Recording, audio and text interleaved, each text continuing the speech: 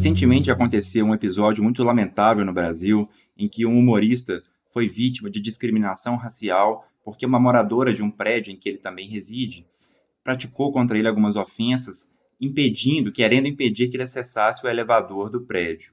Dentre essas ofensas, noticia aqui o site G1, nós temos aqui que ela teria dito, abre aspas, né, as odiosas palavras de macaco, imundo, feio, urubu e neguinho, fecha aspas, né? Segundo noticia aqui o site G1, com base num vídeo que foi divulgado pelo próprio humorista aí, pela própria vítima no caso. A prática dessas condutas configura claramente o crime de injúria racial. Mas não é só. Nós podemos configurar também aqui outro crime, que é o crime de racismo, previsto na Lei nº 7.716, mais especificamente o artigo 11, porque ela tentou impedir ele de acessar o elevador. E segundo esse artigo 11, está escrito aqui o seguinte, impedir o acesso às entradas sociais em edifícios públicos ou residenciais e elevadores ou escada de acesso aos mesmos, pena reclusão de 1 a 3 anos. Então, além do crime de injúria racial, que é a ofensa direta a ele, pelas palavras odiosas que nós vimos aí, nós teríamos também o crime de racismo, que tem uma lei própria. Então, diante desses dois crimes aí, pergunta-se, é possível no Brasil expulsar o chamado condômino antissocial, aquela pessoa que pratica crimes no condomínio, aquela pessoa que pratica ofensas contra os demais, ou gera gritaria, algazarra, pratica ali a contravenção penal de perturbação de sossego, ou mesmo viola frontalmente normas do condomínio de maneira deliberada e reiterada. É possível, nesse tipo de caso, expulsar essa pessoa, além de aplicar uma multa, além de aplicar uma notificação ali, é possível expulsar? E a resposta é que sim. A jurisprudência brasileira tem admitido de maneira extraordinária e final, última, a expulsão desse tipo de pessoa, nesse tipo de caso. Mas é necessário percorrer um procedimento que a lei traz, né?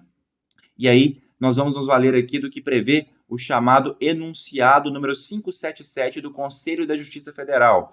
Esses enunciados são produzidos após a reunião de vários juristas e de tempos em tempos se produzem tais enunciados como forma de consolidar o entendimento jurídico sobre determinada matéria. De acordo com esse enunciado, nós temos que estabelecer as seguintes etapas para poder chegar à expulsão do chamado condômino antissocial. A primeira coisa é apurar a conduta do condômino antissocial, apurar se realmente aquilo aconteceu, no caso aqui está claro, né, no exemplo dado, mas em outros casos é necessário apurar, produzir provas, registrar em vídeo, filmagens, né, em geral, né, fotos, também áudios, enfim, documentos, para poder comprovar aquela conduta daquele condômino. O condomínio, que é uma pessoa jurídica, vai expedir uma notificação endereçada a esse condômino, expondo ali o que foi feito por ele, a norma que foi violada, seja uma norma legal ou uma norma contratual do condomínio, expondo tudo ali que foi violado e notificando ele para que pare com aquela violação, para que não mais faça aquilo ou para que pare de prosseguir naquela violação. Se não resolver, o próximo passo que a lei traz aqui, no caso o artigo 1337 do Código Civil, é convocar uma assembleia com os condôminos para que nessa assembleia seja proposta a aplicação de uma multa a esse condômino problemático. Tá? Essa multa tem um limite máximo e é necessária a aprovação de, no mínimo, 3/4 dos condôminos para que essa multa seja aplicada. Isso tudo tem que ser registrado na ata de audiência, claro, e havendo a aprovação dos condôminos, aplica-se essa multa e aguarda-se o seu pagamento.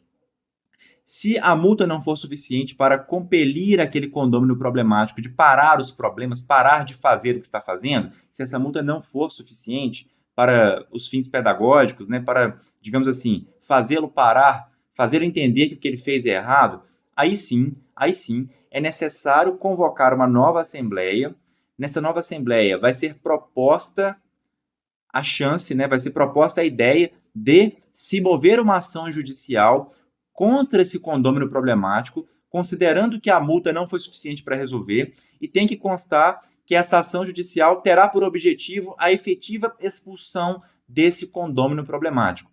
É esse procedimento que é previsto aí no enunciado número 577 do Conselho da Justiça Federal. Primeiro a multa, se a multa não resolver, depois tem que convocar uma nova assembleia para nela propor aí essa ação judicial. Se os condôminos, no mínimo 3/4, concordarem em propor essa ação judicial, eles votarão e isso ficará registrado na ata dessa assembleia. Somente assim, somente com essa concordância dos condôminos para propor a ação judicial que terá por objetivo expulsar o condômino problemático, concordância de no mínimo 3/4 dos condôminos, aí sim pode a pessoa jurídica do condomínio constituir o seu advogado para sim propor a ação judicial. E aí é um processo judicial como qualquer outro, terá sua tramitação, a outra parte terá direito à defesa, poderá constituir ali o seu advogado. Depois do processo, ao fim do processo, havendo efetivamente uma decisão que concorde com a pretensão do condomínio, ou seja, a pretensão de expulsar o condômino problemático, aí sim o tal condômino problemático pode ser expulso, inclusive mediante o auxílio de força policial, se ele não quiser sair por livre e espontânea vontade, né? Assim, se ele se opor a cumprir a ordem judicial. Pode ser solicitado ao juiz o apoio de força policial, mas tem todo esse procedimento burocrático aí a ser cumprido antes. E é importante perceber também que se eventualmente aquele condômino que será expulso for dono do imóvel, a expulsão dele não significa que ele vai perder o imóvel. Se ele tem um apartamento ali naquele prédio, ele não vai perder, será resguardado o seu direito de propriedade. Ele pode, sendo expulso, alugar aquele imóvel a um terceiro, entregar para um parente morar, por exemplo, sem problema nenhum. Alguém que não seja problemático como ele, claro. Então, é importante perceber que essa expulsão do condômino, ela perpassa por alguns requisitos e formalidades legais, ela é complicada de acontecer realmente, depende de uma ação judicial, que depende de algumas formalidades antes da ação judicial, e mesmo assim, ainda que haja expulsão, ela preserva o direito de propriedade do condômino. Ele tem que sair do imóvel, mas é preservado aí o seu direito de propriedade em relação àquele imóvel.